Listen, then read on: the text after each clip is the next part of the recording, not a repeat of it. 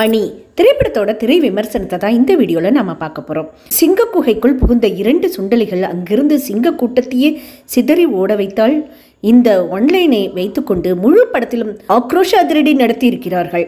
மலையாள திரையுலகின் முன்னணி நடிகரான ஜோஜு ஜார்ஜ் இயக்குனர் ஆகியிருக்கும் முதல் படம் இது. முதல் படத்திலேயே வெற்றி முத்திரை பதித்திருக்கிறார்.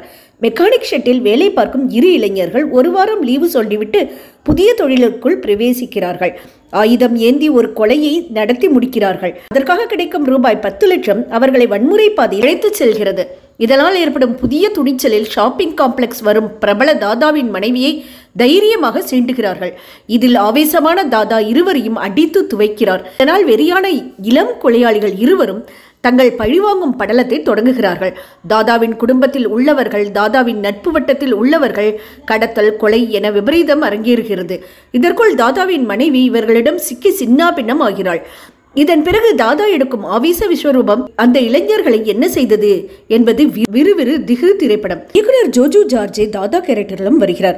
2 வில்லங்க இளைஞர்களால் தங்கள் குடும்பத்துக்கு அடுத்தடுத்து வரும் இழப்பும் அதிர்ச்சியும் தாங்காமல் செய்வது அறியாது தவிக்கும் இடத்தில் நடிப்பில் டிஸ்டிங்ஷன் வாங்குகிறார். தோற்றப்பொழிவு கூடுதல் பிளஸ். அவரது அழகு மனைவியாக அபிநயா வசீகரிக்கிறார்.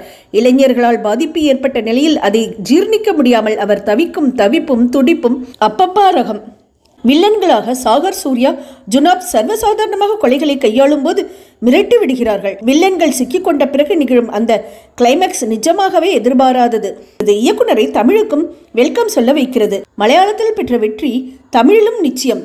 பனி தரமாற சம்பவம்.